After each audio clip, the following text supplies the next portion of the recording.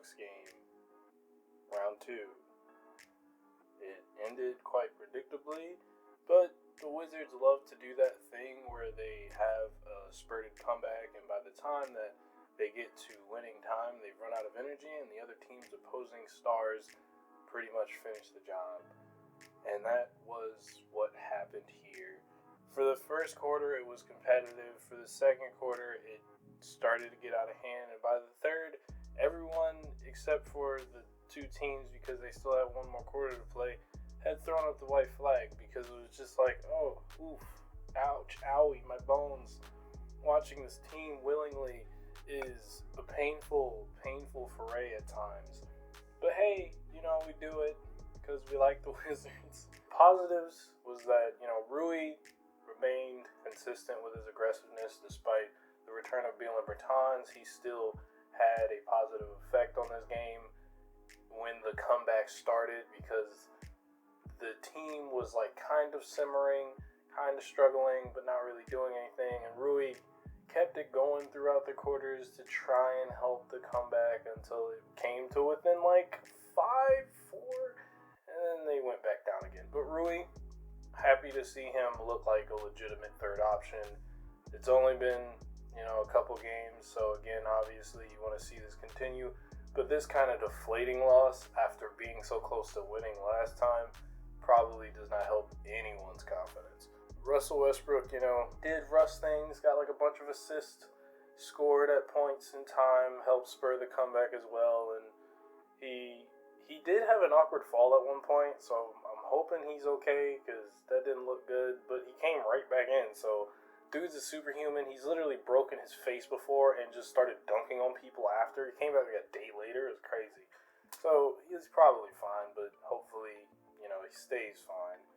Beal, what can you say? Man was missing a couple in the first quarter.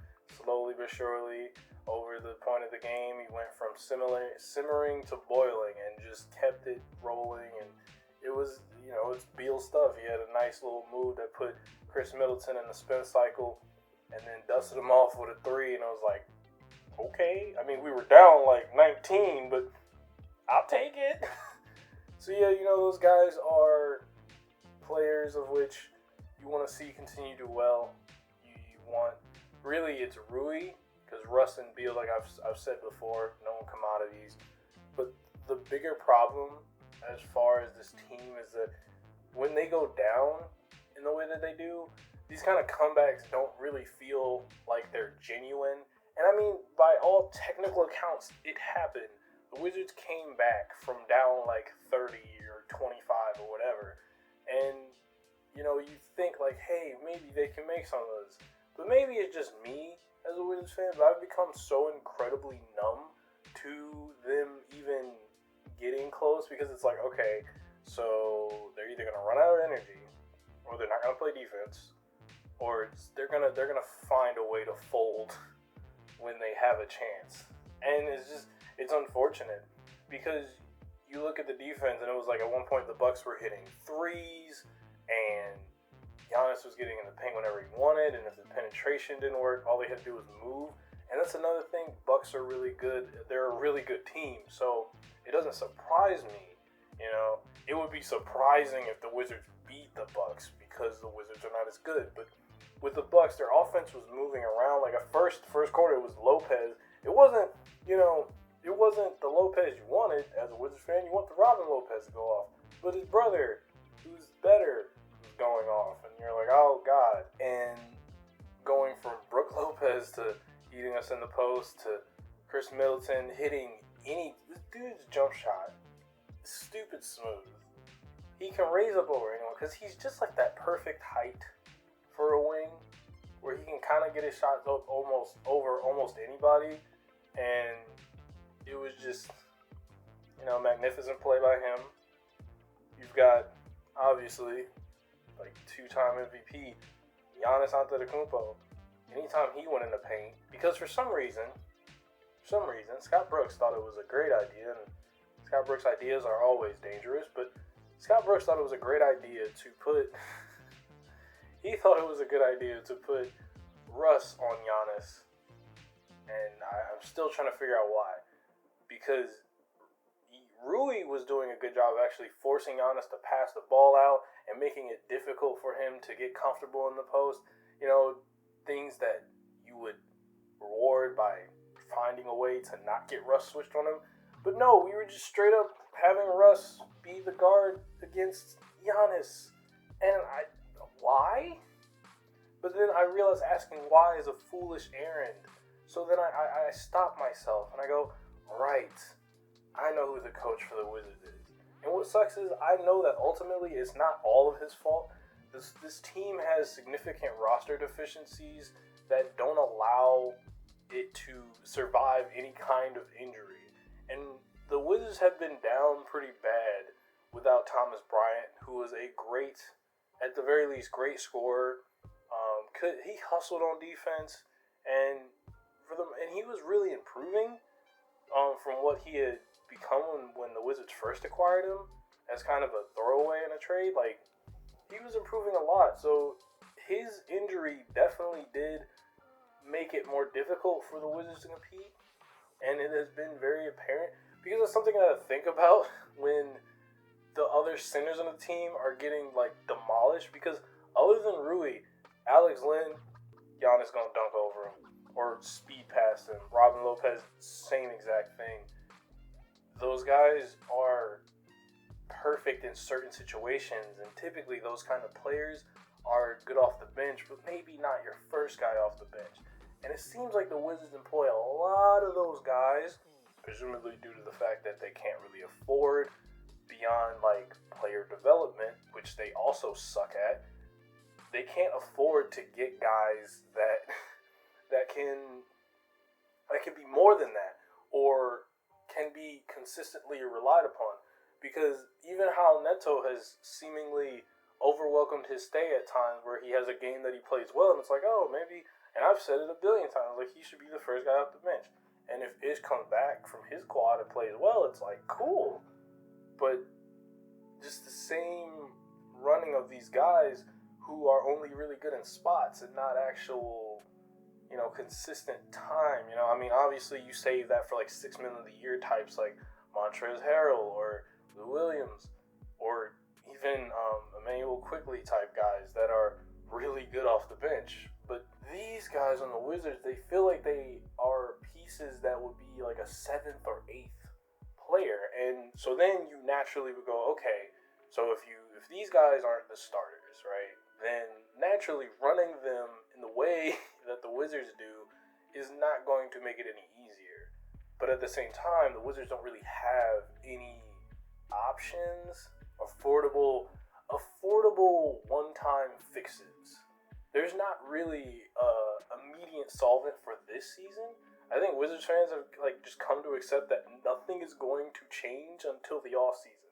There is no potential for hope until the offseason. I think everyone is starting to just look beyond the schedule, which, by the way, the Bucks, great team, but the Wizards still have more good teams to play, including the games that were postponed. And one of those teams was the Jazz, who are the number one team in the league. So, oh God, I'm afraid of them. When you're going against these kind of teams, you can't, with the roster you have to play really, really perfectly for everything to shape out, because you have 2 stars and you have a potential third option. And so you would then start to think that maybe development should be what it's focused on. And you would say, well, it seems like the Wizards have a head coach who do development. I'm going to just let you know right now that's wrong. Anybody who's a casual fan or who only knows Scott Brooks from his OKC days, even OKC fans can tell you, he doesn't do anything. He is literally a placeholder. And so it does suck that a season feels like a throwaway. And it does suck that it's uber dependent on the franchise wanting to be competent and not simply being okay with doing just enough. Just like in the games, not tonight, Wizards feel like when you're procrastinating an essay that's due at 11:59 and it's 11:30. And then, just like them in the fourth quarter, the Wizards do the same thing. Well, if I got it, C's get degrees.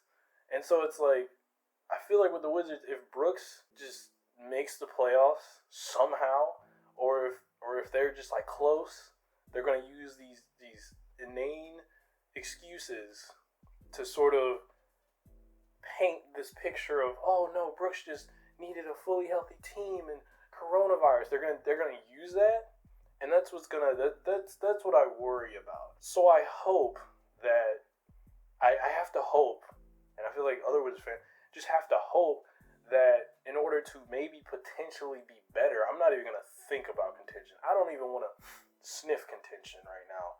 I just want to think about potential development for players instead of just tossing them to the wayside after doing nothing with them. I just want to think about that because this game is more the Wizards style. That win streak 2 weeks ago, it's now almost 3 weeks ago.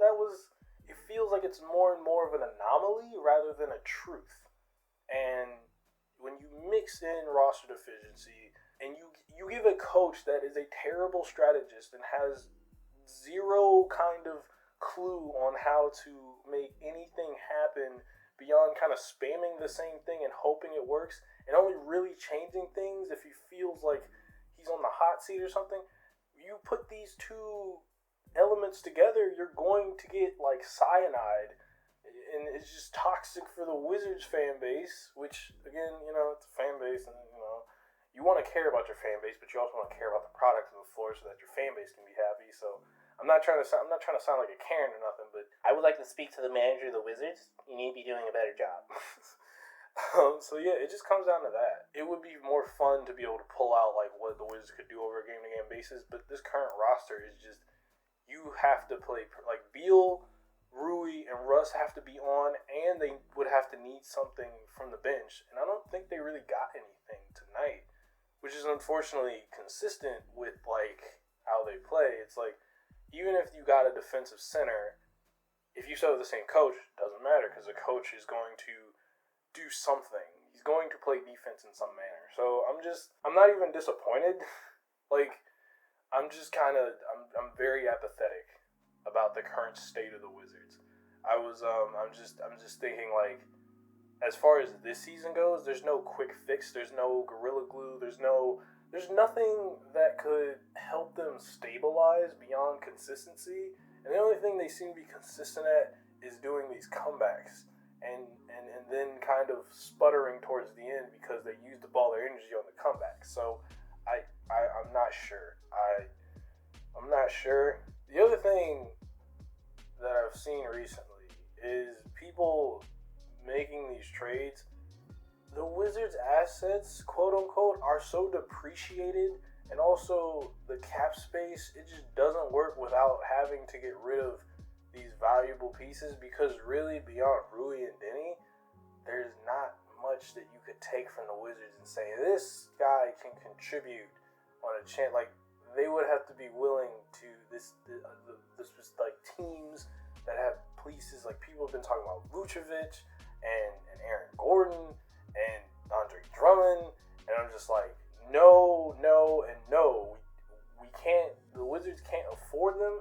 And while Aaron Gordon might be fun, like some of these players might be fun to have, unless they just literally sign with the Wizards, I don't think there's a trade that the opposing team would want to accept unless they're really confident in their ability to actually pull the potential out of these players. And I don't think that they would be, considering we've had some of these players for multiple years. So as far as trades go, I don't see it. I think we're gonna have to ride. I think Wizards fans are gonna have to ride this season out, Brad, and hope that they pretend to be competent just a little bit. But yeah, okay, that was the Bucks game. It happened, and I talk more about the ethos of the Wizards. The next game is the Kings against the Wizards. Oh boy, Wizards versus Royalty. I don't have the record against Wizards against Royalty because I think like what they beat LeBron, but like he's in LA, which I guess is Hollywood. That's more Hollywood. This is Kings are like a little more royalty, So I guess what I could say for the Kings, right? Are the Wizards going to be able to defeat them? after they just lost Marvin Bagley for some time? Possibly. I'm not sure. But yeah, we'll see. Well, this guy says, I know that Merlin got along with the boy King Arthur, but like I don't know if like that still translates to basketball. And so, royalty could decide that wizards are outdated. Or wizards could just dunk on the muggles. I don't know. WizWatch!